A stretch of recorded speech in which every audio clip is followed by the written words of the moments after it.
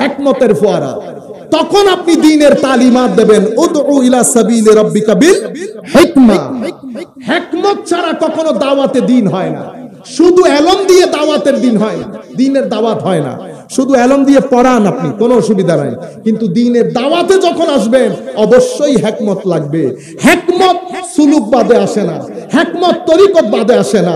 হিকমত Taskia, Tasfia, Tamir, ইখলাস, তাকওয়া, পরহেজগারি, যুহুদ, ওয়ারা, তাওয়াক্কুল, সবর, তাওয়াদু, ইনকিসারি, এগুলা বাদে ইবাদা, রিয়াজাত বাদ দিয়ে হিকমত আসে না। যখন এগুলার মাধ্যমে হিকমত তৈরি হয় তখন আমার আল্লাহ বলেছেন এবার ওয়াজ করতে পারবা। সেই কারণে লুকমানের ওয়াজের আগে লুকমানকে বলছে ওয়ালাকাদ আতাইনা লুকমানাল হিকমা, আমি লুকমানকে হিকমত দান করেছি। এই হিকমত নিয়ে লুকমান যখন ছেলেকে ওয়াজ করেছে, ওয়া হুয়া ইয়াইজুহু, ওয়াজ করেছে, এত আজিমুশ শান ওয়াজ ছিল, আল্লাহ সেটা কোরআনে পাকের মধ্যে বর্ণনা দিয়েছে। তো যেটা আল্লাহ আল্লাহ রাসূল ফরজ করেছেন ওইটা তো আছে, নবী পাকের সুন্নাত তো আছে, সাথে কিছু নফল এক্সট্রা জিনিস যেটাকে আমরা তরিকতের উসুল বলি। কি বলি? তরিকতের উসুল। তো এগুলা ওনারা কোত্থেকে নিয়েছেন? এগুলা ওনারা কোরআন এবং হাদিসের নির্যাস বের করে কেউ কাদেরিয়া কলেজের সিলেবাস বানিয়েছেন, কেউ নকশবন্দিয়া কলেজের সিলেবাস বানিয়েছেন, কেউ চিশতিয়া কলেজের সিলেবাস বানিয়েছেন। আপনার ইচ্ছা কোন কলেজে ভর্তি হবেন, আপনি পারলে কাদেরিয়া কলেজে ভর্তি হন, পারলে চিশতিয়া, পারলে নকশবন্দিয়া। কিন্তু যেই কলেজেই ভর্তি হবেন আপনাকে আগে জানতে হবে আমার কলেজ কি রকম, কলেজ যিনি দিয়েছেন ওনার জীবনী, কলেজের উসুল কি, আদাব কি, বিয়াম কি, সব জানতে হবে না। কিন্তু আনফরচুনেটলি আমরা কোনো কিছুই জানি না। যিনি নামে নকশবন্দি লিখেছি উনি জানেই না আমি নকশবন্দি কেন লিখেছি। আপনারা এই নামগুলা যত্র তত্র ব্যবহার করবেন না, এগুলা বড় আজিমুশ শান নাম, এগুলা বড় আজিমুশ শান। শুধু নাম লাগাই দিলে হয়ে যাবে না, নামের নিসবত এবং নিসবতের আদব, নিসবতের হক আদায় করতে হবে। তো আমি আপনাদেরকে বলছি, তো অনুরূপভাবে রুহানি জগতের মধ্যে সেই এখানেও কিছু জিনিস করতে হয়, কিছু জিনিস ছাড়তে হয়, এবং একটা নির্দিষ্ট পর্যায়ে ব্যায়াম করে যেতে হয়। দুই জগতের জন্য, রুহানি জগতে এবং জিসমানি শারীরিক জগতে আল্লাহ আইনগুলো এক ধরনের বানিয়েছে, আইনগুলো এক ধরনের বানিয়েছে। সুবতকে এই ধরনের ঘটনা কেন ঘটে? কোনো আমল নাই, শুধু আপনি সুবতের মধ্যে বসে 1 বছরের রাস্তা 100 বছরে অতিক্রম করেছেন কয় দিনে? 1 দিনে। হুজুর গৌসুল আজমের দরবারে শেখ আবু মাদিয়ান আল মাগরিবি রাদিয়াল্লাহু তাআলা আনহু, উনি ওনার খলিফা হযরতে আবু সালে মাগরিবি, নাম তো আমি আবু মাদিয়ান আল মাগরিবি নিয়ে ফেলছি, আপনারাও শুনে ফেলছেন, হয়তো আমরা বুঝতেও পারি না যে উনি কি। উনি হচ্ছেন আল্লাহর ওলিদের বড় বড় ওলিদের মধ্যে অন্যতম। বুঝতে পেরেছেন? উনিও হুজুর গৌসুল আজমের খলিফা, হুজুর গৌসুল আজমের খলিফা। উনি ওনার ছাত্র আবু সালে মাগরিবিকে বলেছেন যে তুমি বাগদাদে যাও, বাগদাদে গিয়ে শেখ আব্দুল কাদের জিলানী রাদিয়াল্লাহু তাআলা আনহুর সুহবত ইখতিয়ার করো, সুহবতে যাও। বুঝতে পেরেছেন? উনি যেমন বড় বড়কে চিনে, বড় বড়কে চিনে, আপনার কাছে কোনো কিছুই না। হযরত আবু সালে মাগরিবি রাদিয়াল্লাহু তাআলা আনহু বলছেন, আমি হুজুর গৌসুল আজমের দরবারে গেলাম বাগদাদের মধ্যে, উনি আমাকে 4 মাস 120 দিন 120 দিন উনি আমাকে ওনার সুহবতের মধ্যে থাকার সুযোগ দিয়েছেন। 120 দিন পরে একদিন উনি আমার রুমে আসলেন, এসে আমাকে ডাকলেন, সালেহ এদিকে আসো দেখি। আমাকে ছাদে নিয়ে গেলেন, নিয়ে গিয়ে আমাকে বললেন এদিকে তাকা। এদিকে বলে উনি আমাকে কিবলার দিকে তাকাতে বলছিলেন। আমি কিবলার দিকে তাকাতেই দেখি কাবা শরীফ আমার চোখের সামনে। আমাকে বলছে এবার এই পাশে তাকাও, অপোজিট ডাইরেকশন। আমি অপোজিট ডাইরেকশনে তাকানোর সাথে সাথে দেখলাম ওমা এটা তো আমার শেখ আবু মাদিয়ান আল মাগরিবি রাদিয়াল্লাহু আনহু। আমি চিন্তা করলাম আমি তো বাগদাদে, এগুলা তো আমার দেখার কথা না।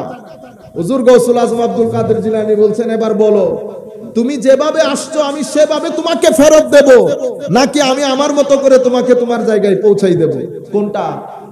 উনি বলছেন হুজুর আমি যেভাবে এসেছি সেভাবে যাব।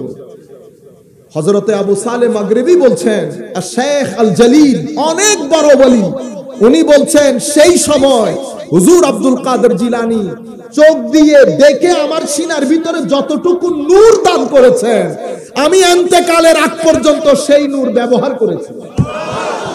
আপনারা বুঝতে পেরেছেন? এখন এই যে সুহবত দেখছেন, আমি বলেছি না 100 বছরের রাস্তা একদিনে অতিক্রম করে ফেলেছে। কিসের গুণে? সুহবতের গুণে।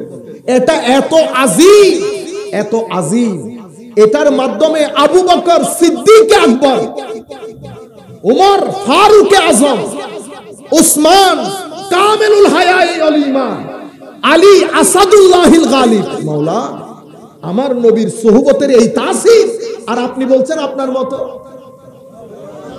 আপনি বুঝতে পেরেছেন হুজুর সুহবত জিনিসটা কি?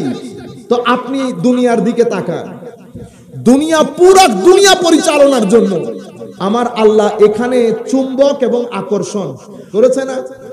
সবকিছু একটা মাধ্যাকর্ষণ শক্তির মাধ্যমে পরিচালিত হচ্ছে না? আপনি কখনো চিন্তা করেছেন প্লেনটা উপরে কিসের উপর ভর করে চলে? হাওয়ার উপর। তো কিছু তো ধরে রাখে, কিছু ধরে রাখে। এগুলাকে মাধ্যাকর্ষণ বা ম্যাগনেটিক বলে, ম্যাগনেটিক ফোর্স। পুরো পৃথিবীর মধ্যে এই শক্তিটা কাজ করে, এই শক্তি কাজ করে। এবং চুম্বক পড়ে থাকে 80,000 মাইল দূরে, বিশাল বড় চুম্বক, সেটা আকর্ষণ করতেছে 80,000 মাইল দূরে থাকা একটা পেরেক, লোহার একটা টুকরাকে। 80,000 মাইল দূরে যেই রাস্তা দিয়ে সেটা আকর্ষণ করছে, সেই রাস্তাটাকে বলে ম্যাগনেটিক ফিল্ড। ম্যাগনেটিক ফিল্ড মানে চুম্বক একটা আকর্ষণ করছে আর একটা আকর্ষিত হচ্ছে। যেই রাস্তা দিয়ে আকর্ষণটা করছে এটাকে বলে আকর্ষণের রাস্তা। আপনারা বুঝতে পেরেছেন?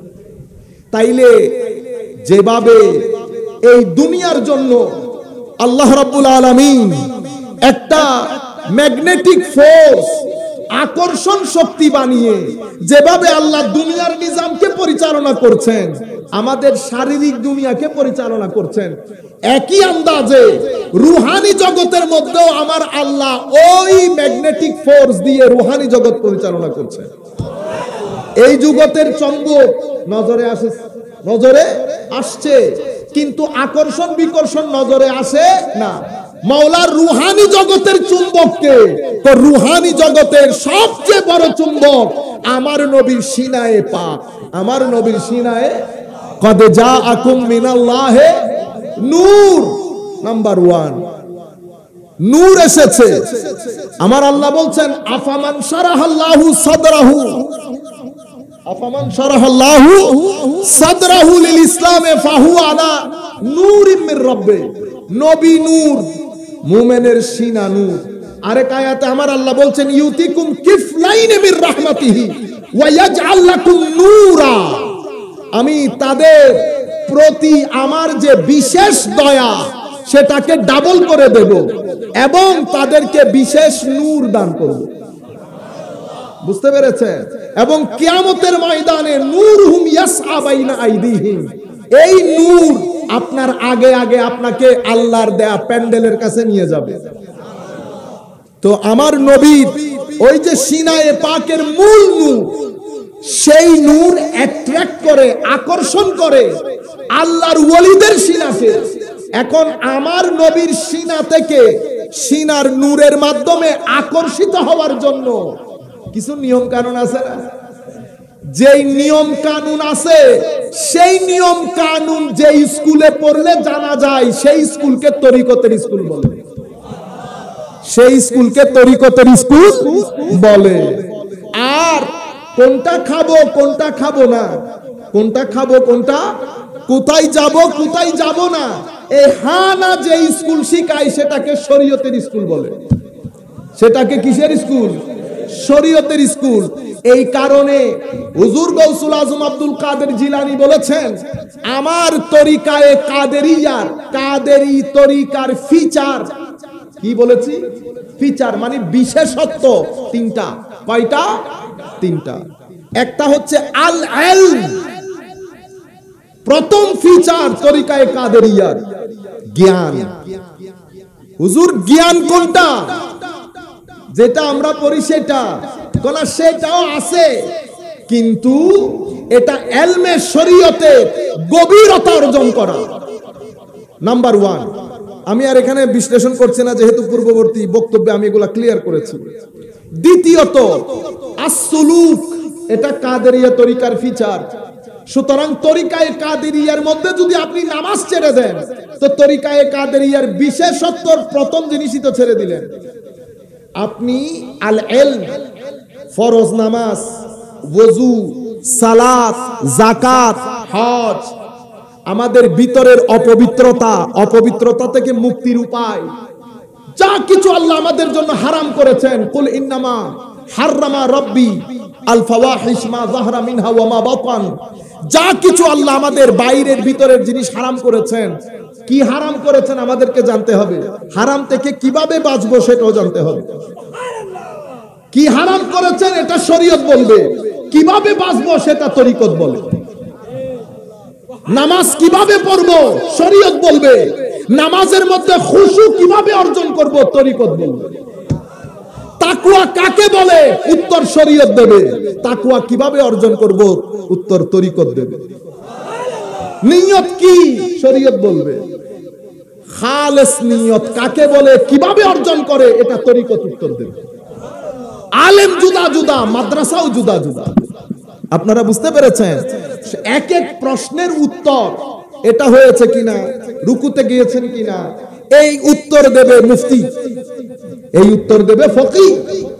কেরাত শুদ্ধ হয়েছে কিনা, দোয়া দরুদ শুদ্ধ হয়েছে কিনা, এই উত্তর দেবে কারি।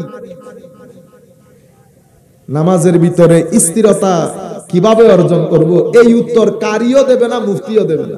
এটা দেবে কারা? ওলি, মুর্শেদ, পীর। এটার জন্য তরিকত, এটার জন্য। তো আমি আপনাদেরকে ফিচার বলার সময় কি বলেছি? ইলম।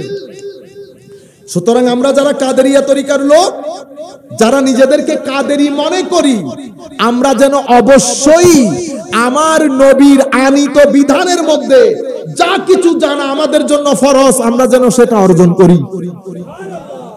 বুঝতে পেরেছেন? মুরিদ হওয়ার আগে, কলেজে ভর্তি হওয়ার আগে এগুলো প্রাইমারি রিকোয়ারমেন্ট। শুধু আপনি মুরিদ হতে চাইলে তো হবে না, প্রাইমারি রিকোয়ারমেন্ট বুঝতে হবে। এগুলো প্রাইমারি রিকোয়ারমেন্ট, এগুলো যখন আপনি ফুলফিল করবেন তারপরে সামনে যাবে। এরপরে কি? এরপরে সুলুক। হুজুর সুলুক কি? তো শরীয়তের ইলম শিখলা, এরপরে ভিতরে তাকওয়া অর্জন কিভাবে করতে হয়, ইখলাস কিভাবে অর্জন করতে হয়, ভদ্রতা কিভাবে অর্জন করতে হয়, ভদ্র কিভাবে হতে হয়, নম্র কিভাবে হতে হয়, ধৈর্যশীল কিভাবে হতে হয়, উদার কিভাবে হতে হয়, সত্যবাদী কিভাবে হতে হয়, বেলা খৌফ কিভাবে হতে হয়। হুজুর গৌসুল আজম কি বলতে জানেন? তুমি বেশি তৌহিদ তৌহিদ করো, ভালো করে দেখো বেটা। হুজুর গৌসুল আজম বলছে, ইয়া ওয়ালাদি, বেটা তোমার ভিতরে তৌহিদ আছে কিনা দেখো, নাকি মুশরিক হয়ে বসে আছো। তো কিরকম? আসো দুইজন মিলে, হুজুর গৌসুল আজম বলছেন, আসো দুইজন মিলে কোন গভীর জঙ্গলে, যেটা ভীতিকর জায়গা, আসো দুইজন মিলে বের হই। তোমার হাতের মধ্যে তুমি তোমার মতো করে অস্ত্র রাখো, আমি গৌসুল আজম খালি হাত থাকবো। দেখি ভীতি কার অন্তরে আসে। যার অন্তরে ভীতির সঞ্চার হবে তার অন্তরে তৌহিদ থাকতে পারে না। যিনি ভয় পেয়ে যাবেন উনি তৌহিদের নূর থেকে বঞ্চিত। আপনি আল্লাহর ওলিদের তৌহিদ বুঝতে পেরেছেন? ওলিদের তৌহিদ আসল তৌহিদ, আমাদের তৌহিদ মুখে মুখে তৌহিদ। তাওহীদ মানে ঐক্য প্রতিষ্ঠা করা, মানে একতা প্রতিষ্ঠা করা, এক, one and only, one and. আপনার জাহের বাতেন, বাইরে ভিতরে শুধু একটা জিনিস থাকবে। হুজুর গৌসুল আজম আল ফাতহুর রাব্বানী একেবারে 62 নম্বর দর্স তাওহীদের মধ্যে, সব দর্সগুলা নসিহতগুলা 3 পৃষ্ঠা 4 পৃষ্ঠা, যেই তাওহীদের মধ্যে এসেছে সেই তাওহীদের মধ্যে নসিহতগুলা যেতে যেতে 60 70 80 90 100 পৃষ্ঠা হয়ে গেছে। কাশফুল মাহজুবের মধ্যে দাতা গঞ্জে বখশ আলী হুজবেরি রাদিয়াল্লাহু তাআলা আনহু উনি যখন কাশফুল মাহজুবে তাওহীদের অধ্যায় বর্ণনা দিয়েছেন, আপনি সিনায় হাত দিবেন যে আল্লাহর ওলিরা তাওহীদ কাকে বলে। জানেন তাওহীদ কাকে বলে আল্লাহর ওলিরা? তো একটা তাওহীদ মুখে মুখে লা ইলাহা ইল্লাল্লাহ, এটা জবানের তাওহীদ। হুজুর মনের তাওহীদ কি? তো মনের তাওহীদ হচ্ছে আমি যখন লা বলবো, আমি যখন লা বলবো, ভিতরের জগৎ অন্ধকার হয়ে যাবে, কোনো কিছুই থাকতে পারবে না, ব্ল্যাক এন্ড হোয়াইট। মোবাইল খালি হয়ে গেছে না, সব করে ফেলছেন তো সব। যখন ইল্লাল্লাহ বলবো, ভিতরের জগতের মধ্যে একটা লাইট জ্বলে উঠবে, লা ইলাহা ইল্লাল্লাহ। তো ইল্লাল্লাহ বাদে আমার ভিতরে যদি আরেক কোন মানুষের ভয় থাকে, কারো প্রতি লোভ থাকে, কোন আকর্ষণ থাকে, তাইলে তাওহীদ মুখে মুখে হবে, ভিতরে থাকবে না। আমি কথাগুলো এখন বলতেছি, আমার লজ্জা করতেছে, কারণ এই কথাগুলা বলার হকদার আমরা না। এগুলা তো বড় বড় আলেমে রব্বানীরা বলবে। এটাকে হুজুর গৌসুল আজম নিজে বলেছেন গুনিয়াতুত তালেবিনের মধ্যে, কলকলাতুল লিসান। কলকলাতুল লিসান মানে ফড়ং ফড়ং আমাদের কথা বলছে আর কি। এরা বসে বড় বড় মজলিসের মধ্যে নিজের উত্তর দক্ষিণ ঠিক নাই, নিজের উত্তর দক্ষিণ ঠিক নাই। এরা বড় বড় আল্লাহর ওলিদের মকাম বলে মানুষের কাছে বড় বুজুর্গ সাজবে। সেজন্য আমরা আগ থেকে বলে দিই, আমরা বুজুর্গ না, আমরা অসম্ভব সাধারণ একজন ছাত্র। এখানে অনেক বড় বড় আলেম ওলামা বসা আছে, হয়তো ওনাদের ছাত্রের লেভেলের যোগ্য আমরা না, কিন্তু মাওলাই করিমের দয়া, আল্লাহ কিছু কথা বলার তৌফিক দান করেছেন এতটুকু। আমরা হুজুর গৌসুল আজমের দরবারে বলি, হুজুর আমরা আপনার দরবারের জুতা পরিষ্কারের দায়িত্ব যদি পাই যথেষ্ট, কিন্তু আমরা বলতাম না হুজুর। কিন্তু আপনার কথাগুলো আমরা চাই জাতি জানুক, শুধু জানানোর জন্য বলছি, আমরা এটার আমল করি না, এটার আমল আমরা করি না।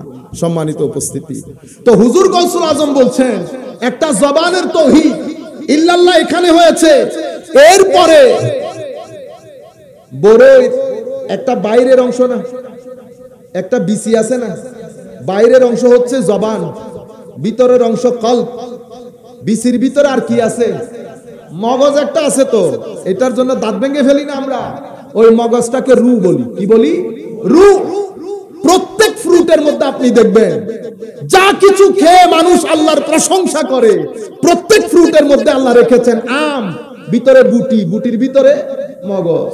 বুঝতে পেরেছেন? ওই মগজের মধ্যে যত শক্তি, আপনি আমের বাইরের অংশ রুকে দিলে হবে? আচ্ছা, ভিতরে বুটি থেকে যদি মগজ বের করে বুটি লাগান হবে? কি লাগবে? ওই মগজ। কারণ মগজের মধ্যে সমস্ত শক্তি ঢুকিয়ে দিয়েছেন আল্লাহ। মগজ ওইটা রোপণ করার পরে আপনি 10 বছর পরে আপনি দেখলেন আপনার আম গাছ সুজলা সুফলা হয়ে বিশাল আকার ধারণ করেছে, হাজার হাজার মানুষ ওই আম গাছ থেকে আম খায়। অনুরূপ ভাবে মুমিনের অন্তরের ভিতরে আল্লাহ আরেকটা মগজ দান করেছেন, রু বলে। কি বলে? রু। সেটার ভিতরে সমস্ত শক্তি রেখে দিয়েছেন। মাওলা কি শক্তি রেখেছেন? তো সেই শক্তি যদি মাথা ছাড়া দিয়ে উঠে তো কি হয়? তো সেই শক্তি মাথা ছাড়া দিয়ে উঠলে ওই ব্যক্তির জবান আর তার জবান থাকে না, এটা আমার জবান হয়েছে। তার হাত আমার হাত হয়, তার পা আমার পাতে পরিণত হয়। রুর শক্তি যখন জাগরিত হয়, তো হুজুর গৌসুল আজমের তাওহীদ এখন বুঝেছেন, একটা মুখের তাওহীদ, একটা ভিতরের তাওহীদ, একটা রুহের তাওহীদ। হুজুর এগুলার তাওহীদ কি রকম? তো তাওহীদ যখন এই পর্যায়ে পৌঁছে, ওলি এবং আল্লাহ এই দুইটার মাঝখানে না সৃষ্টি থাকে, না সৃষ্টির অন্য কোনো চাওয়া পাওয়া থাকে। এজন্য হুজুর গৌসুল আজম আমাদেরকে বলছেন, কুন মা আল্লাহি বিলা নফস, কুন মা আল্লাহি বিলা খালক। যখন তুমি তোমার ভিতরে তাওহীদের নূর ধারণ করবে, তুমি আশেপাশে কি আছে তোমার সবকিছু ভুলে যাও, তুমি তোমার আল্লাহর সাথে সময় অতিবাহিত করো। ওয়া কুন মা আল খালকি বিলা নফস। মানুষের সাথে যখন মুআমালা করবা, মানুষের সাথে সহযোগিতা করবা, ওয়াজ তাকরীর করবা, হেদায়েতের কথা বলবা, সামাজিক কাজ করবা, যাই তুমি তোমার জিন্দেগিতে করো, তোমার জীবনের ভিতরে মানুষের সাথে মুআমালাতের সময় যেন নফস না থাকে, আমিত্ব যেন না থাকে, ঠকানি যেন না থাকে। মানুষকে ঠকানো, মানুষের সাথে ট্রিক্স খেলা, বুদ্ধি করা। আপনি বলেন না ও বুদ্ধি, ঠকাই দিব। মনে রাখবেন, কেউ কাউকে ঠকাইতে পারে না। আপনি যদি সবাই মিলে যদি উল্টাও লটকে যান, আমাকে ঠকানোর জন্য ঠকাইতে পারবেন না। আপাত দৃষ্টিতে আপনি আমার 10 টাকাকে হয়তো 5 টাকা করে দেবেন, আপনি বললেন দিই তো না, আপনি পারলেন না। আমার আল্লাহ এখানে 5 টাকা করছে তো আরেক জায়গায় আমার ভিতরে 50 টাকা ঢুকাবে। আপনাকে কি করবে জানেন? আপনাকে এফোর্ড করতে পারবেন। দুনিয়াতে এই ঘটনাগুলাই ঘটতেছে। এজন্য আমি ইউথদেরকে বলবো, বিশেষ করে কখনো অন্যায়ভাবে টাকা উপার্জন করতে চাইবেন না। যেটা আপনার না, সেটা যদি কোটি টাকাও চলে যায়, দেখবেনও না, পকেটও ঢুকাবেন না। কেন? কারণ হারামের টাকা যখন আসে, একা আসে না। হারামের টাকা অনেক কিছু নিয়ে আপনার ভিতরে আসবে। কি কি জিনিস নিয়ে আসবে? অন্য কোনো কিছু আনুক আর না আনুক, লাঞ্ছনা, বঞ্চনা, অপমান, অপদস্থতা সবকিছু নিয়ে ঢুকবে। সন্তান অবাধ্য হবে, ঘরের মধ্যে পচন ধরবে, এই পচন থেকে গন্ধ বের হবে যদি হারামের মধ্যে হাত দেন। কখনো মনে করবেন না আমার নবী কোনো কিছুকে হারাম করলেন আর আপনি এটা করে আপনি কবরের মধ্যে আযাব পাবেন। কবরের আযাব কবরে। আমার আল্লাহর ধরতির মধ্যে থেকে আমার আল্লাহর সবচেয়ে প্রিয় বাজন রাহমাতুল্লিল আলামিনের আনিত বিধানকে আপনি এমনি বৃদ্ধাঙ্গুলি প্রদর্শন করে জমিনের মধ্যে দাপটের সাথে হাঁটবেন, এই মহাল আছে। এটা অসম্ভব, এটা অসম্ভব। এই কাজ জীবনে কখনো করবেন না। মনে রাখবেন, হালালের 1 টাকা আসতেও খবর হবে, যেতেও খবর হবে। আমরা মনে করি কি আল্লাহ বুঝে বুড়া হয়ে গেছে, বলে ইয়াজুবিল্লাহ, নকল কুফর, কুফর না বাস।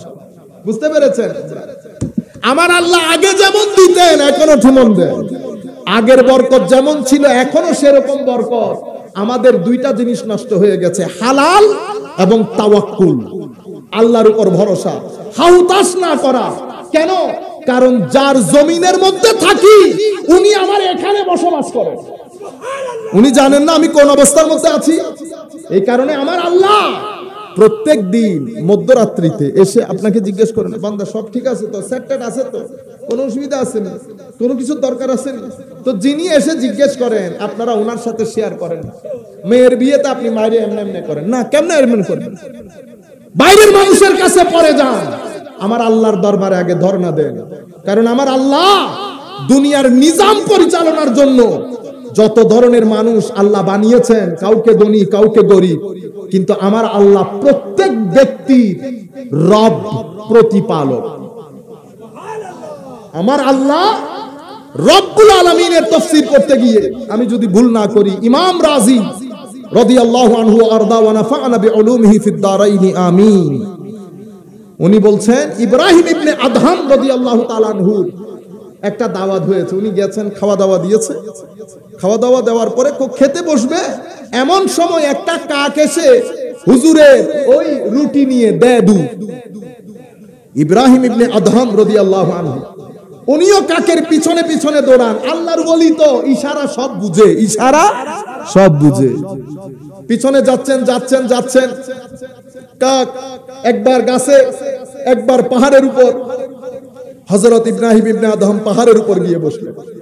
উনি দেখছেন কাক কি করে, চিন্তা করতে পারবেন।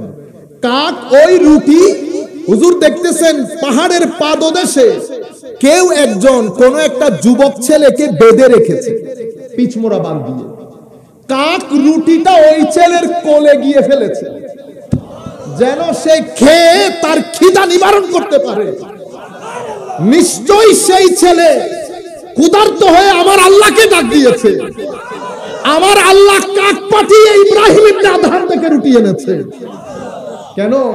বেটা ইব্রাহিম ইবনে আদহামের সুহবতে বসা রুটি, এটা কি আর অন্য রুটি? সেই রুটি শুধু খিদা নিবারণ করে নাই, সেই ব্যক্তির সিনার খিদাও নিবারণ করেছে। কারণ ওলি যেই জমিনের মধ্যে থাকে, ওলির সাথে যেই পানি লাগে, যেই মাটি লাগে, ওলির সাথে যেই হাওয়া লাগে, সবকিছুর মধ্যে বেলায়েতের তাসির চলে আসে। সেই কারণে আপনারা আবার শুনে লাফ দিবেন, কো হুজুর এগুলা বানোয়াট কথা না, বানোয়াট কথা না। হযরতে মূসা আলাইহিস সালাম যখন খিদির আলাইহিস সালামের কাছে গেছেন, হযরত মূসা আলাইহিস সালামকে আল্লাহ রাব্বুল আলামিন এলহামি ভাবে বলেছেন ভুনা মাছ নিয়ে যাওয়ার জন্য। ভুনা মাছ নিয়ে গেলেন, দীর্ঘদিনের সফর। এরপরে যেই জায়গায় ভুনা মাছ জীবিত হয়ে সাঁতার কেটে চলে গেছে, হযরত মুসা আলাইহিস সালাম লাফ দিয়ে বলেছেন, যখন বলেছে ক্ষুধার্ত, মাছ বের করো, খাওয়া বের করো, হুজুর আমি তো বলতে ভুলে গেছি, আমরা যে মুখ টুক ধুইতে নেমেছি একটু ফ্রেশ হওয়ার জন্য, হুজুর আমার থলে থেকে মাছ বের হয়ে সাঁতার কেটে সমুদ্রে চলে গেছে। হযরতে মুসা বলছেন জালিকা মা কুন্না নাবগি, আমরা ওইটার সন্ধানে বের হয়েছি। তাহলে মৃত মাছ পানিতে, পানির এখনো পানি লাগে নাই, পানির সুহবতের মধ্যে এসেছে, অথচ টাচ হয় নাই, একজনের সাথে একজনের টাচ হয় নাই। মাছ তো থইলাতে, থলেতে, পানি তো দূরে, কিন্তু বেলায়েতের তাসির এমন, পানি যখন, মাছ যখন পানির আবহ পেয়েছে, অ্যারোমা বলে এটাকে, কি বলে? অ্যারোমা। আমরা কি বলি? তরকারির খুশবু, খুশবে বুবার। আপনারা জানেন খুশবে খিদা লেগে যায়, এটা বুঝেন? খুশবুর সাথে খিদার সম্পর্ক কি কখনো চিন্তা করেছেন? এটা চিন্তা করে যদি বুঝেন এটাও বুঝবেন, এটাকে অ্যারোমা বলে। তো মাছ যখন ওই পানির অ্যারোমা পেয়েছে, সেই পানির অ্যারোমার মধ্যে খিদিরের বেলায়েতের প্রভাব ছিল, মাছ জিন্দা হয়ে চলে গেছে না? তো আল্লাহর ওলিদের সুহবতের মধ্যে থাকা এটা যেন তেন ওলি না। আপনি হুজুর গৌসুল আজম আব্দুল কাদের জিলানী রাদিয়াল্লাহু তাআলা আনহু, এটা পরবর্তী যুগের ওলি হলেও হুজুর গৌসুল আজম শেখ মুখাররমি রাদিয়াল্লাহু আনহু, ওনার পীর তিনজন গেছে না? তিনজনের পরে কে আসছে জানেন? হযরত শেখ আবু বকর শিবলি। শেখ আবু বকর শিবলি উনি কার খলিফা? উনি সৈয়দুত তায়েফা জুনায়েদ আল বাগদাদির খলিফা। জুনায়েদ আল বাগদাদি কার খলিফা? তো উনি উনার খালু, উনার মামা হযরতে মারুফ, হযরতে সরিয়া সাকাতি রাদিয়াল্লাহু তাআলা আনহুর খলিফা। হযরত সরিয়া সাকাতি কার খলিফা? তো হযরত মারুফ আল কারখি রাদিয়াল্লাহু তাআলা আনহুর খলিফা। হযরত মারুফ আল কারখি কার খলিফা? তো হযরত হাবিব আল আজমি রাদিয়াল্লাহু আনহুর খলিফা। উনি কার খলিফা? তো উনি হযরতে হাসান আল বসরি রাদিয়াল্লাহু আনহুর খলিফা। হযরত হাসান আল বসরি, হযরতে আলী আসাদুল্লাহিল গালিব এবং মাওলা আলী, যাকে আমার আল্লাহ বেলায়েতের সম্রাট বানিয়েছেন, আমার নবী যার বেলায়েতের ঘোষণা দিয়েছেন, আসাদুল্লাহিল গালিব মাওলা আলী কাররামাল্লাহু ওয়াজহাহুল কারীম। এই আন্দাজে আপনি কানেকশন গুলা দেখতেছেন, এটা তো তরিকতের কানেকশন, এটা তরিকতের কানেকশন, আর একটা রক্তের কানেকশন। রক্তের কানেকশন এই আন্দাজে একজন ইমামে হাসানের সাথে গিয়ে মিশেছে, আরেকজন হুসাইনের সাথে গিয়ে মিশেছে, দুইজন একসাথে গিয়ে আবার আলীর কাছে। রক্তেও আলবী, তরিকতেও আলবী। আপনারা বুঝতে পেরেছেন? তো আমি আপনাদেরকে বলতে চাচ্ছি, ইব্রাহিম ইবনে আদহাম রাদিয়াল্লাহু তাআলা আনহুর মাধ্যমে আল্লাহ রাব্বুল আলামিন আল্লাহর ওই বান্দার ক্ষুধা নিবারণ করেছেন। আমি আপনাদেরকে যেটা বোঝাতে চাচ্ছি, আল্লাহর রুবুবিয়্যাত, এটাকে ইয়াকিনী ভাবে নিবেন।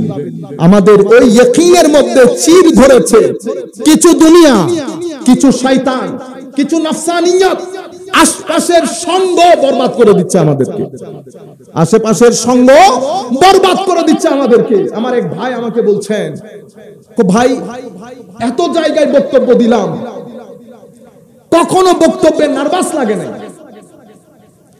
কিন্তু একদিন লেগেছে, একদিন লেগেছে। ওই দিন আমার মুখ দিয়ে কথা বেরোচ্ছে না, আমার ইচ্ছে করছে আমি স্টেজ থেকে কোথাও দৌড় দেই। আমি কি বলবো আগে বলার আগে, আমি জবান নাড়ার আগে বাক্য আমার আল্লাহ তৈরি করে দিতে, আমার ভিতরের মধ্যে অদ্ভুত অদ্ভুত বিষয় আসতো, আমি সেটা বলতাম। কিন্তু ওই দিন কিছুই না। আমি বক্তব্য শেষ করে যখন বের হয়েছি, গাড়িতে উঠেছি, তো আমি চিন্তা করছি কি ঘটনা করলাম, কি করলাম আমি আজকে সারাদিন। যদি না পড়ে যেতাম তাইলে বললাম না পড়ে গেছি, যদি অন্য কোনো কাজ করে যেতাম তবুও তো আমি বুঝতে পারতাম যে আমি কিছু একটা করেছি যেটার মাধ্যমে আমার আল্লাহ নারাজ হয়ে গেছে। অনেক চিন্তার পরে আমার আল্লাহ সময় নেয় কিন্তু দেরি করে না। আমার আল্লাহ আমার ভিতরে ঢেলে দিলেন, বেটা যে সুহবতের মধ্যে বসছো সেটা তোর ভিতরকে উজাড় করে দিয়েছে। তখন আমি চিন্তা করলাম, হাই খোদা, যাদেরকে সাথে নিয়ে গেছি ওরা তো কোনোদিন যায় না, হঠাৎ করে তারা যাবে বলেছে, বিদায় গেছে। তো তাদের সুহবতের কারণে চিন্তা করে দেখেছেন, ঘন্টা 2 ঘন্টার সুহবত ভিতরকে উজাড় করে রেখে দিয়েছে। এই কারণে আমার আল্লাহ বলছেন, ইয়া আইয়ুহাল্লাযীনা আমানুত্তাকুল্লাহ ওয়া কুনু মা'আস সাদিকিন। আল্লাহ আল্লাহ রাসূল যা নিষেধ করেছে, মুমিন বেঁচে থাকো এবং আল্লাহর ওলিদের সঙ্গের মধ্যে থাকার চেষ্টা করো। কেন? তো ওলিদের সঙ্গের মধ্যে তোমার ভিতরের জগতে বিল্ডিং উঠে যায়, ভিতরের গাছ সবুজ হয়ে যায়।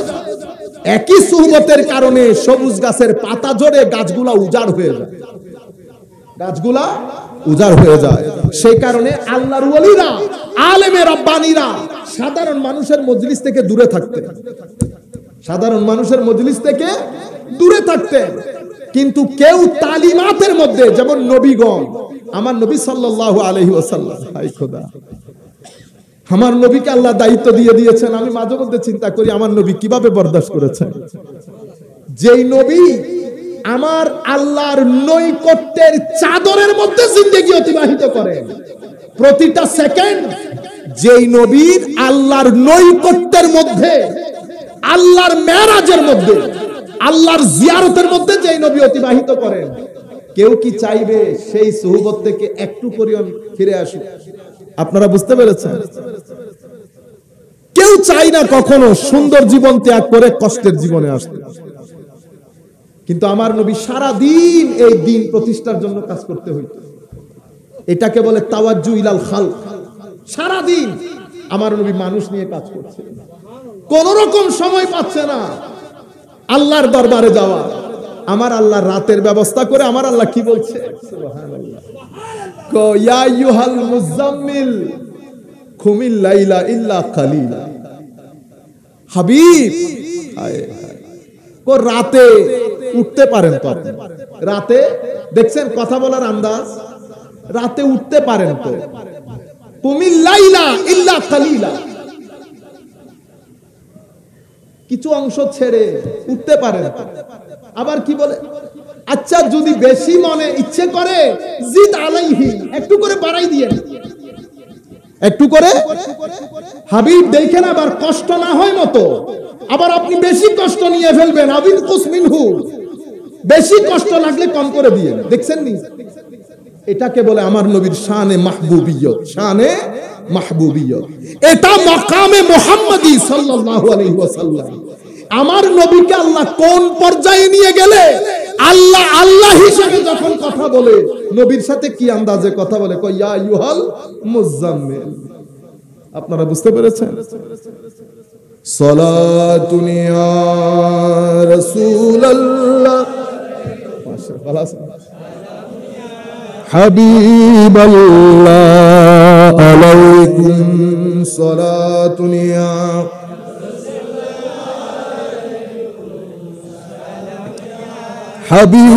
হাবিবাল্লাহ আলাইকুম নমিদানম ছে মঞ্জিল বুদ সব যায় কে মনবুদম বাহর সো রক্স বিসমিল বুদ সব যায় কে মনবুদম সালাতুন ইয়া রাসূলুল্লাহ আলাইকুম সালামুন ইয়া হাবিবাল্লাহ আলাইকুম। যেখান থেকে আমরা ছিলাম, কাদেরিয়া তরিকার ফিচার কি বলেছি, ইলম। হুজুর গৌসুল আজম কি বলেছেন, দারাস্তুল ইলমা হাত্তা সিরতু কুতুবা, ইলম শিখতে শিখতে শিখতে আমি শেষ পর্যন্ত কুতুব হয়ে গেছি। ওলিকুল সম্রাট হয়ে যাওয়া, কুতুব হওয়া মানে ওলিকুল। কারণ খিজির হচ্ছে ইসরাইলি খিজির, মুসা আলাইহিস সালামের খিজির। আর হুজুর গৌসুল আজম আমার নবী মুহাম্মদুর রাসূলুল্লাহর খিজির সাল্লাল্লাহু আলাইহি ওয়াসাল্লাম রাদিয়াল্লাহু আনহুম। আমার নবী যেমন নবুয়তের ক্ষেত্রে বেমিসাল, ইনকম্পারেবল, বেলায়েতের সমুদ্রে হুজুর গৌসুল আজম ইনকম্পারেবল, কোনো তুলনা নাই। আপনারা বুঝতে পেরেছেন? সেই কারণে পুরো কায়নাত গৌসুল আজম শব্দের উপর ঐকমত্য পোষণ করেছে। কেউ ফতোয়া দিয়েছে, কেউ টাকা খরচ করেছে। ইমাম, ইমামে আজম। এবার আপনি উল্টা লটকে যান, না এটা না, না এটা না, ইমামে আজম যাই বলে ম্যাক্সিমাম লোক তো আবু হানিফা নামও জানে না। আবু হানিফা হুজুর মহিউদ্দিন শেখ আব্দুল কাদের আল গিলানি, জিলানি, কাইলানি, আমরা জিলানি বলি। আমি এগুলা বলছি নির্দিষ্ট কিছু কারণে, আমরা এগুলা বুঝি। আপনারা এটা মনে করিয়েন না যে আমরা বস বিসমিল্লাহ করে জিলানি, একেবারে বহুত পণ্ডিত, ওনার নাম গিলানি, তো গিলানি আমরা জানি না, কাইলানি আমরা জানি না, জিলানি আমরা, ইন্না লিল্লাহ। ওরে ভাই, সাধারণ মানুষ জিলানি বলে, কুল কায়নাত বলে বলে আসতেছে। আমি এখন নতুন কথা বলার দরকার আছে? এটা তো আমি মাদ্রাসার মধ্যে ছাত্ররা যখন পড়াবো তখন না বলবো হুজুরের জন্ম কোন জায়গায়, এখানে কি কি মত পার্থক্য আছে, কোন কোন জায়গার কথা আছে, এটা তো মাদ্রাসায় পড়াবো। আম্মাতুন নাসকে শুধু কনফিউজ করার কোনো দরকার আছে? কেন আপনি বড় পণ্ডিত হয়ে গেলেন। সম্মানিত উপস্থিতি, তো দিলেন কিরকম গুরুত্ব জানেন? উনি যখন বাগদাদের জমিনে পৌঁছালেন, মার দেওয়া 40 দিরহাম প্রথমে সাধারণ মানুষকে দিয়ে দিলেন। এটা আল্লাহর ওলিদের এক, প্রত্যেক ওলির এটা একটা নিয়ম। কেন? এটা ফুয়ুজাতে মুহাম্মাদি সাল্লাল্লাহু আলাইহি ওয়াসাল্লাম। আমার নবীর ইনফাক কেমন ছিল? সমুদ্রের মধ্যে, উত্তাল সমুদ্রের মধ্যে ঢেউ যেমন, আমার নবীর দানের অবস্থাও ঠিক তেমন, পকেটে কোনো কিছু রাখতেন না। তো নবীরা যেমন, নবুয়ত যেমন কুদরতের বহিঃপ্রকাশ, বেলায়েত নবুয়তের বহিঃপ্রকাশ। আপনি যদি নবুয়তকে বুঝতে চান তো বেলায়েতের দিকে তাকাইতে হয়। নবুয়তের চাহনি, নবুয়তের বিস্তৃতি, বিশালত্ব, মহানত্ব, আখলাক, এটিকেট সবকিছু বেলায়েতের মাধ্যমে ফুটে ওঠে। আপনি যদি বুঝতে চান আমার নবীর দান করা মানুষকে দেওয়া কেমন ছিল, এটা আমাকে দেখলে বুঝবেন। আমাকে দেখলে বুঝবেন না তো, আমি তো ব্যাংক ব্যালেন্স করি। বুঝতে পেরেছেন? আমরা পারবো না সেটা, সেটার জন্য ওলি লাগে। কি লাগে? ওলি। সেই যুগ থেকে এই যুগ পর্যন্ত ওলিদের একটা খাসলত সাধারণ, সেটা কি? থাকলে দিয়ে দেবে আর মানুষকে গণহারে খাওয়াবে। এটা আমার নবীর সুন্নত। ইতআমুত তুআম, ইতআমুত তুআম, এবং ইনফাক করা, দিয়ে দেওয়া। খরচকে আল্লাহ কি পরিমাণ গুরুত্ব দিয়েছে আপনি দেখেন। কোরআনে পাকের শুরু থেকে শেষ পর্যন্ত যত জায়গায় ঈমানের কথা এসেছে, প্রত্যেকটা জায়গায় মা বাবার কথা এসেছে, এবং প্রত্যেকটা জায়গায় ইনফাক, খরচ করা, মানুষকে দেওয়া, এটার কথা এসেছে। একেবারে আলিফ লাম শুরু দিয়ে দেখেন না, ওয়া মিম্মা রাযাকনাহুম। দেখছেন কিভাবে বলেছে আল্লাহ, ওয়া মিম্মা রাযাকনাহুম, যা আমি তোমাদেরকে দিয়েছি সেখান থেকে তোমরা খরচ করো। আগে আমার আকীদা পরিষ্কার করে দিয়েছে আল্লাহ, যে যা তোমার পকেটে আছে বান্দা মনে করিও না এটা তোমার, আমার, আমি দিয়েছি। কি বলেছে? আমি দিয়েছি। আগে আকীদা পরিষ্কার কর, অতঃপর খরচ কর। ইউনফিকুন, এই যে দিয়ে দেওয়া। হুজুর গৌসুল আজম বাগদাদ পৌঁছাইতে পারে নাই, বিন্দেশ প্রবাস জানেও না। হুজুর গৌসুল আজমের ভাষা ফার্সি, হুজুর গৌসুল আজমের ভাষা ফার্সি, এবং স্বাভাবিকভাবে ফ্লুয়েন্ট আরবির মধ্যে তো তখন কথা বলতেও পারতেছেন না। নতুন নতুন গেছে বাগদাদে, আশপাশ কোনো কিছু চিনে না। কিন্তু হুজুর গৌসুল আজম তো মা দারাজাত ওলি, এগুলা আল্লাহ বানানোর সময় বেলায়েতের খামির দিয়েই বানিয়েছেন। আল্লাহর ওলিরা দুই ধরনের হয়। এক ধরনের কে বলে সুফি, যারা বাইবর্ন আল্লাহর ওলি। আপনি লাফ দিয়ে উঠবেন, কয় এমনি হুজুর এটা হইতে পারে? আপনারা দুই ভাইয়ের মধ্যে এক ভাই লেখাপড়া করে না, পরীক্ষার আগের দিন এমনি এমনি দেখে চলে যায়। আমি আপনারে জিগাইলাম কি ব্যাপার, এ পড়ে না? হুজুর এর পড়তে হয় না তো, একটু করে দেখলে হয়। কেন? ওর ব্রেন ভালো। তো ব্রেন কি বাজার থেকে কিনেছেন? ব্রেন কে দিয়েছে? তো যিনি ব্রেন দিয়েছেন ওই খোদা উনাকে ওই জন্মের পরে এই জিনিসটা দিয়ে দিয়েছে। আপনি যেটা অর্জন করছেন এটা ওনাকে অর্জন করতে হয় না, আল্লাহ দেওয়ার সময় ভিতরের জগতের মধ্যে এটাকে বলে ওয়াটার প্রুফ, আর এটা হচ্ছে ওয়াসওয়াসা প্রুফ। কি প্রুফ? ওয়াসওয়াসা প্রুফ। এখানে কোনো ওয়াসওয়াসা ভিতরে ঢুকে না।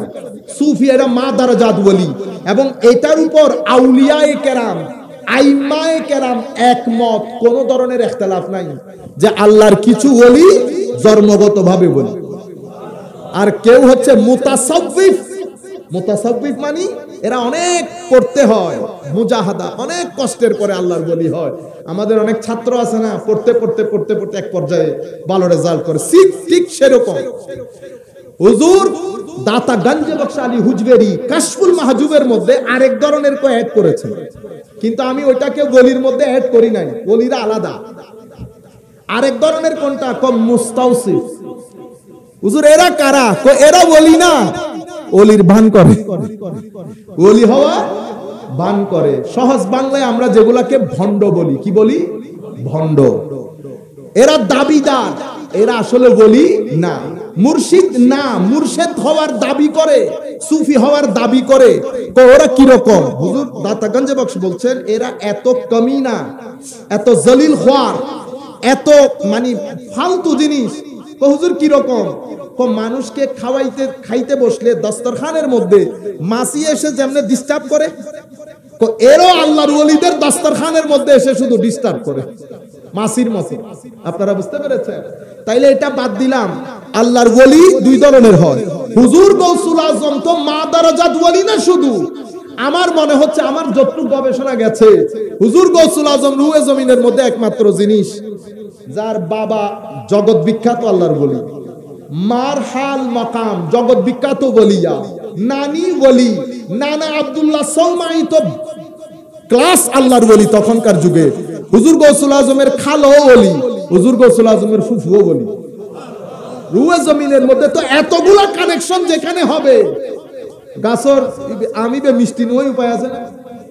হ্যাঁ, তো হুজুর গৌসুল আজম, এই যে আপনারা বলে না হুজুর সত্যবাদী হওয়ার কারণে ডাকাত গাপলাইয়া খাইয়া গেছে, সত্যবাদী না তো, সততা তো আছে। আল্লাহর ওলিদের নজরের মধ্যে নূরের রব্বানি খেলা করে। ডাকাত যখন জিজ্ঞেস করেছে কিছু আছে, হুজুর গৌসুল আজম যখন নজর দিয়ে বলেছে আছে, তখন তো তার সিনার ভিতরে কাপ ধরে গেছে। আমার নবী বলছেন ইত্তাকু মিন ফারাসাতিল মুমিন ফাইন্নাহু ইয়ানজুরু বিনুরিল্লাহি আযজা ওয়া জাল। তো এদের দৃষ্টি থেকে সাবধান থাকো, এরা নূরে ইলাহি দিয়ে তোমার বক্ষের দিকে দৃষ্টি দেয়।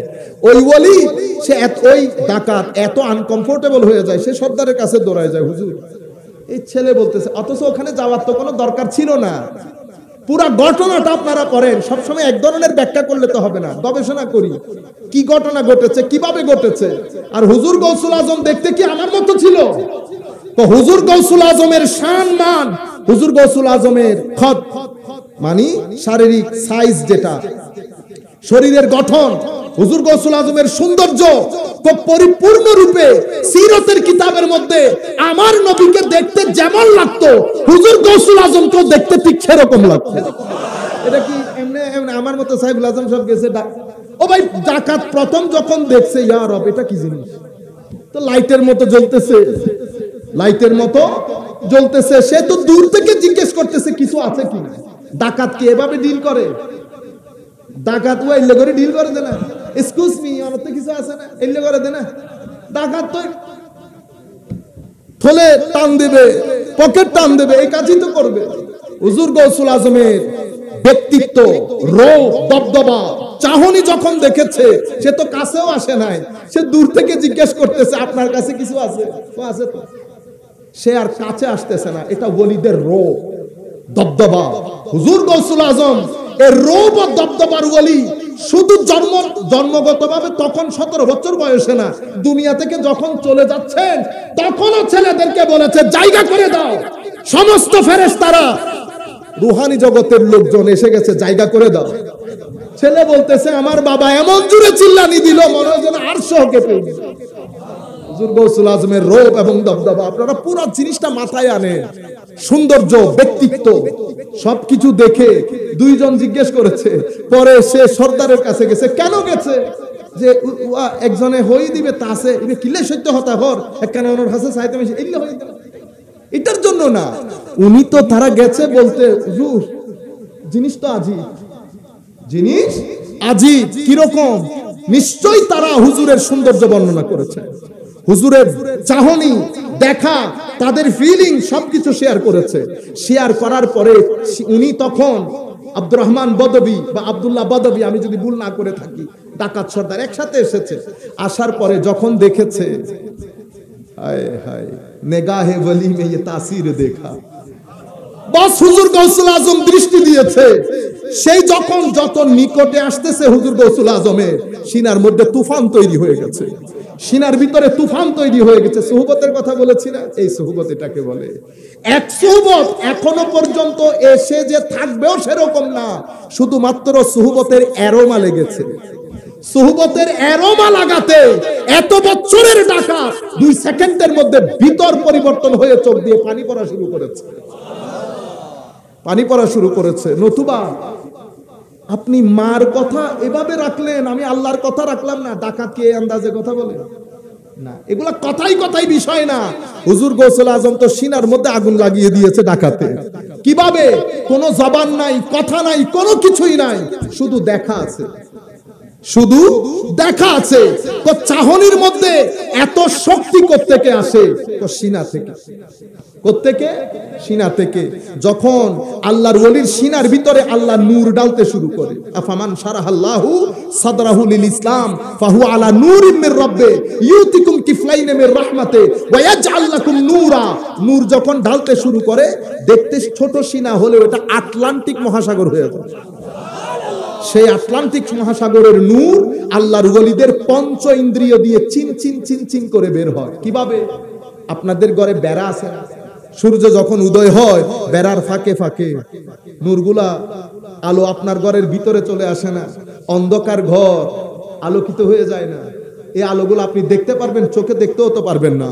আল্লাহর ওলিদের পঞ্চ ইন্দ্রিয় দিয়ে। এই জন্য ইমাম গাজালি বলেছেন পঞ্চ ইন্দ্রিয় হচ্ছে লাইট হাউস। রাস্তার মধ্যে বিভিন্ন লাইট আছে না? তো মানুষের শরীরের লাইটের খাম্বা হচ্ছে পঞ্চ ইন্দ্রিয়, 5 ইন্দ্রিয়, চোখ, নাক, কান, মুখ, এগুলা। এরপরে কি হয়? তো আল্লাহর ওলিদের এই নূর তার এই চেহারার মধ্যে এভাবে আলোকিত হয়, আপনি যদি ওই চেহারা দেখেন তো আল্লাহর ভয় আপনার ভিতরে সমুদ্রের পানির মতো উগলে উঠবে। বুঝতে পেরেছেন? আল্লাহ, আমার নবী নিজে বলেছেন যে যদি চেহারার দিকে তাকান তো আপনার আল্লাহ স্মরণে আসে যাবে। এটা কি স্মরণ? মানে কি এমনি স্মরণ না, আমার নবী বলেছেন জিক্র। জিক্র এমন একটা জিনিস, এটা যখন আপনার ভিতরে বাসা বাঁধবে তো আপনার অন্ধকার জগৎকে ধাক্কা দিয়ে বের করে সেখানে নূরের বর্ষা, নূরের বারিশ তৈরি করে, বর্ষণ হয় নূরের। মানুষ মুহূর্তের মধ্যে পরিবর্তন হয়ে যায়। ওই যে ওয়াকুনু মা'আস সাদিকিন, আমি সঙ্গের কথা বলেছি না? ডাকাত এসে হুজুর গৌসুল আজমকে শুধু জিজ্ঞেস করেছে, লব হেলানোর দেরি নাই, ভিতরে তুফান তৈরি হয়ে গেছে। সবাই মিলে একসাথে তওবা করেছে। তওবা একজনে করলে সারা যায়, 2 জনে করলে সারা যায়, বলতাম যে 2 জন। সবাই মিলে তওবা করলো কেন? সুহবতের কারণে। আমি বলেছি না 100 বছরের রাস্তা 1 সেকেন্ডে অতিক্রান্ত হয়ে যায়। এই সুহবতের এই তাসির আপনি যদি দেখতে চান, আপনি কোন উলামার মধ্যে পাবেন না, আপনাকে অবশ্যই ওলির দরবারে যেতে হবে, আলেমে রব্বানি। আবার আপনারা এটা মনে করিয়েন না, খবরদার, কিছুদিন আগেও এক জায়গার মধ্যে আমাদের একজন স্বনামধন্য লোক এই কাজটা করেছেন, তখন ওনাকে বসাই বলেছি, খবরদার এই কাজটা করবেন না। আপনি উলামাদেরকে কখন আবার আন্ডার এস্টিমেট করতে যাবেন না। বুঝতে পেরেছেন? উলামা আপনার শরীরের পিঠ হলে ওলি আল্লাহ আপনার শরীরের পেট। পিঠ থেকে যেমন পেট আলাদা করা যায় না, শরীয়ত এবং তরিকতকে সেভাবে আলাদা করা যায় না। উলামায়ে জাহের এবং উলামায়ে বাতেনকে সেভাবে আলাদা করা যায় না। আপনারা বুঝতে পেরেছেন?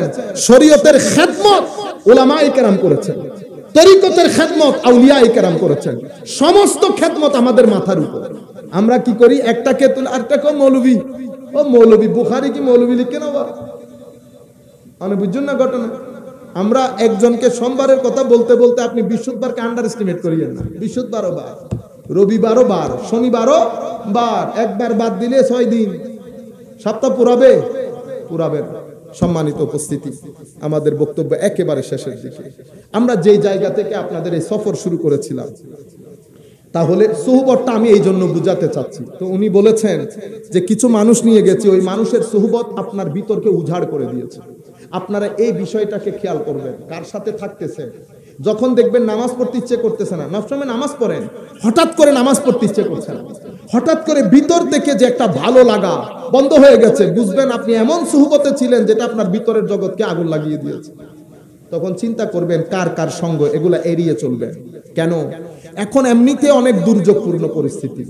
এই দুর্যোগপূর্ণ পরিস্থিতির মধ্যে যদি এই ধরনের সঙ্গের মধ্যে থাকি, যিনি গালি দেন, যিনি হাঁটুর উপরে কাপড় তুলে হাঁটেন, যিনি আরেকজনের সমালোচনা করেন, যিনি অহংকার করেন, যেই হোক অহংকার করেন, না জেনে না বুঝে আরেকজনের ব্যাপারে মানুষের সামনে বদনাম করেন, যে কোনো পরিস্থিতিতে এই ধরনের মানুষ, যে কোনো পর্যায়ের মানুষ, আপনারা দূরত্ব বজায় রাখবেন। সমস্ত সুফিয়ায়ে কেরাম, হুজুর গৌসুল আজম সহ, যখনই জিজ্ঞেস করা হয়েছে হুজুর আল্লাহ ওয়ালা হওয়ার জন্য সবচেয়ে বড় জিনিস কি, কি বলেছে জানেন? সুহবত। as-suhbatus সালেহা, ভালো মানুষের সাথে থাকা। হুজুর আল্লাহর দরবার থেকে একেবারে কেটে যাওয়া, দূরে যাওয়া, এটার মধ্যে সবচেয়ে বড় ভূমিকা কার? কি বলেছে জানেন? অসৎ সঙ্গ। অসৎ সঙ্গ, এই সঙ্গ এত বড়, আপনাকে তুললে উপরে তুলে, নামাইলে অনেক নিচে নামা। তো কাদেরিয়া তরিকার ফিচারের মধ্যে একটা এলম পাইলেন, জ্ঞান উম্মতে মুসলিমার শান। আপনি গরিব হন, গরিব হওয়ার সাথে বই না পড়ার কোনো সম্পর্ক নাই। আপনাদের ভাষায় ক্লাস 4 পাস 5 পাস বাংলা তো পড়তে জানেন। আচ্ছা আপনি বাংলাও শিখেন নাই, কোরআন শরীফ পড়তে না জানলে তাহলে আপনি কেমনে পৃথিবী থেকে যাবেন? কোরআন শরীফটাও যদি পড়তে না জানে, পড়া শিখবে। এই কোরআন শরীফকে সার্বক্ষণিক পড়তে বলা হয়েছে কেন? উম্মতে মুসলিমা পড়ুয়া জাতি, এটা পৃথিবীর সামনে তুলে ধরার জন্য। এরা শিক্ষিত মানুষ, এটা বোঝানোর জন্য। আমরা পবিত্র কোরআন পড়ি না। যারা ক্লাস 6-7 পর্যন্ত পড়েছে, বাংলা তো পড়তে জানি, ঘরের মধ্যে বই রাখে, সংস্কৃতির পরিবর্তন করেন। আপনি যদি বলেন হুজুর এগুলার সময় আছে, আপনি যখন আমি এই কথা যেগুলা বলছি এগুলা থেকে যখন আপনি কাট করবেন, অন্য পথে হাঁটবেন, তো কি হবে? আল্লাহর সুন্নত আছে, নিয়ম আছে, নীতি আছে। আপনি যখন এই জায়গাগুলা থেকে সরে যাবেন, আপনার দুনিয়ার জীবন কখনো শান্তির হবে না। আল্লাহর নিজাম সেটা না। আল্লাহর নিয়ম হচ্ছে, আপনি যদি হায়াতকে হায়াতে তাইয়্যিবা করতে চান, সবাই চাই না হায়াতে তাইয়্যিবা? হায়াতে তাইয়্যিবা কিন্তু কোনো চিকেন ফ্রাই নাম না, এটা কোনো বার্গার না যে আপনি দোকান থেকে কিনে নিয়ে মুড়ি চানাচুরের মতো খেয়ে ফেলবেন, সেটাও না। হায়াতে তাইয়্যিবা give and take. Give and take কি রকম? হায়াতে তাইয়্যিবা জিনিসটা কি?